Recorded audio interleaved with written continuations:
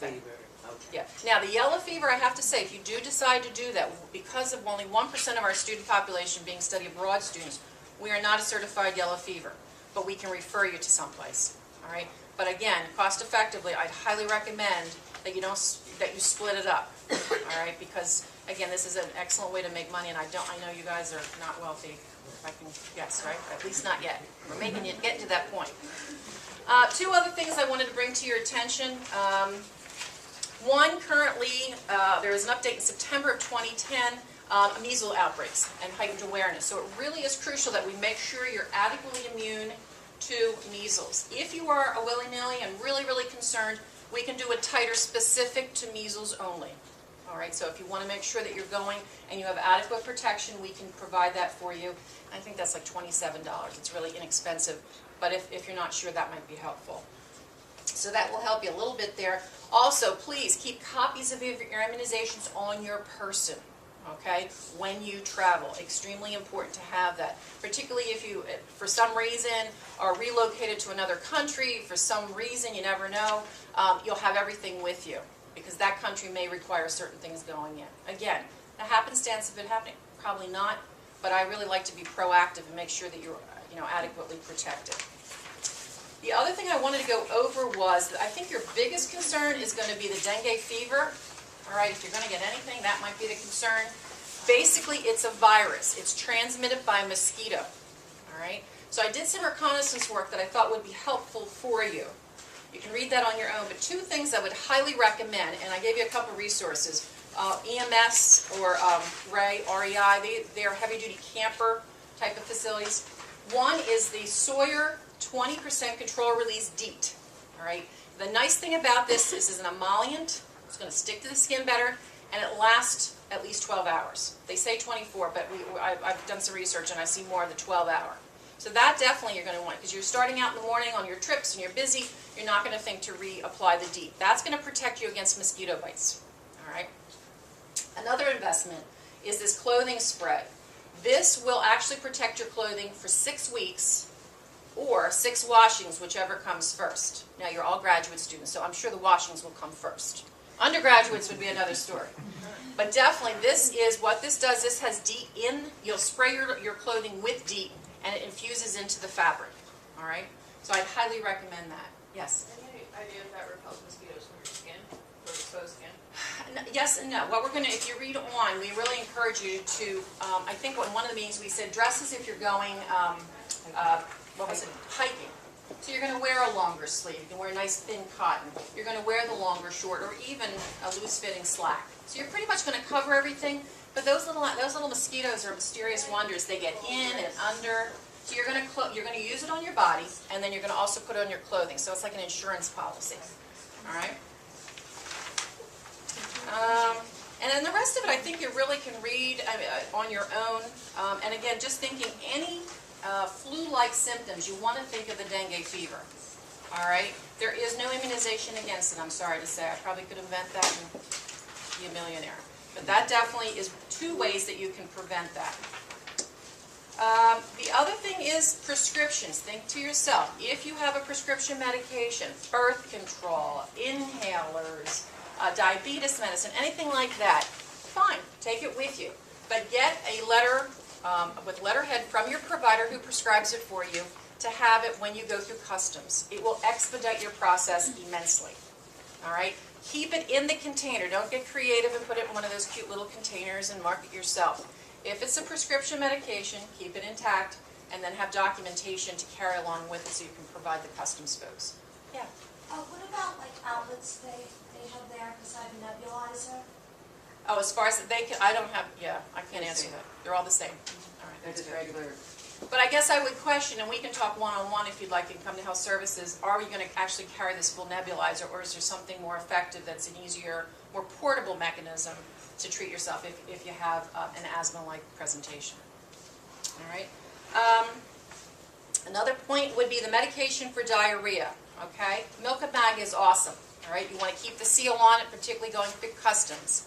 The other recommendation, and depending upon where you go, if you're going to come to us or your primary provider, a prescription of Cipro is highly recommended.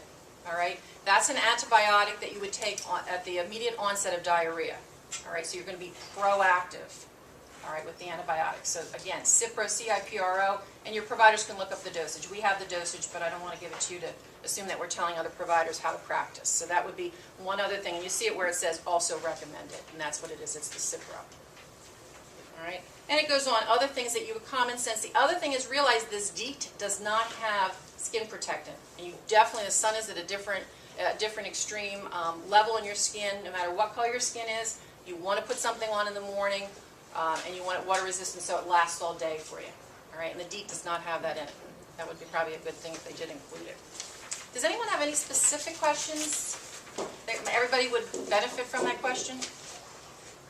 All right, if you think of anything, I'm going to leave my business card up here.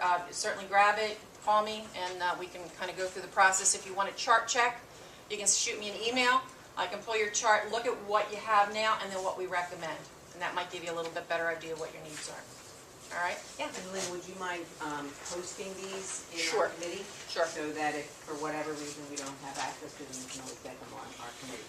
And I would say probably beginning of next week, we'll have everybody put into that committee so you'll have access. I'll send an email to let you know that that's, when I've actually gotten everybody in there and that's occurred. And then the medical go. Always have a go bag. What that means is it's going to be on your person all the time. So wherever you are, and it may seem silly stuff, but something that's small little piece, small doses of it so that you have it to go. Always bring crackers. You don't know what the food's going to be like, if you're going to tolerate it well. You never had GI problems then. I went to New Zealand, and I couldn't eat any of the meat. Thank God those peanut butter crackers were in that suitcase or I wouldn't have survived. All right? So again, simple things that are going to allow you to continue on and enjoy the trip while you're there. All right? I wish you luck. Please call. That's what we're there to help you out. All right? Thank you, Thanks. Lynn. Thanks for letting me. Okay, next on the agenda, I'm going to ask Dr. Will Height to kind of go over the purpose and the goals of the trip. And while he's doing that, I'm going to Skype with our colleague in Trinidad so she can be present for the meeting. Her name is Zainab Hamadullah, and she was actually a student of mine in the 90s. We won't go any more specifically than that. Thanks, Nadine. Oh, yeah, Again, you can just welcome turn this to all of you. The Interdisciplinary International course has now been around for quite a few years. Paula Silver and I were just conferring. We don't remember exactly how long, but approximately 10 years. And it was launched as part of the interdisciplinary initiative of the School of Human Service Professions to provide additional opportunities for the students from our 4 professional programs to interact with each other, to learn about each other personally and professionally, and in that process, of course, learn about the other professions represented in the school, given that in any one of these professions, you're most likely going to be interacting with individuals from these other professions throughout your career. And I'm very excited about this particular course because, as you heard from Nadine, it represents a development of this partnership that she has begun to establish in Trinidad, which was focused initially as a partnership between our charter school and these 2 schools in Trinidad, and that we're now looking to expand and have to be a partnership involving all of the units of the school. And what we are adding this year for the first time to the international course as a result are service activities as a part of the course. So each profession, each discipline is going to work with their lead faculty to identify specific service projects that will be carried out as a part of the course. The feedback that we've had from the course in the past has been enormously positive from participants across all of the programs. And so we're adding this Trinidad element as an ongoing feature of our programming. Right now our planning is that every other year we are going to return to Trinidad to try to further develop these partnerships that we are establishing with the 2 schools and the associated home for children in Trinidad. And then on the alternate years, we're going to have an international course in Europe, That course will typically occur in May. This course will most likely continue to occur at this time. And we're varying those times also to try to increase the level of participation across the different units. Because a good time for educators is not always a good time